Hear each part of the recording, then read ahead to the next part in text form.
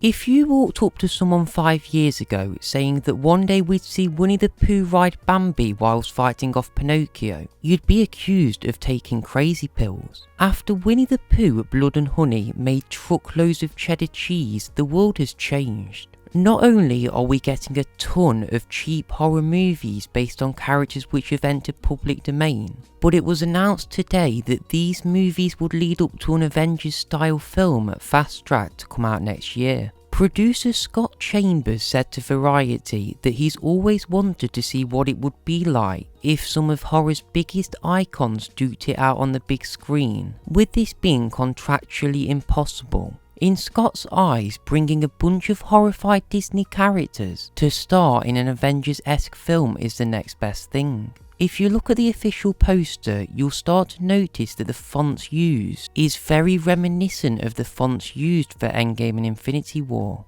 Many of the characters set to appear in here also have films scheduled to release this year which will contain Easter eggs and connective tissue which will set them up to be brought together next year. The loose plot gives us an idea that these horror creatures will team up to take on survivors from their standalone films, but that doesn't mean that all creatures are going to get along.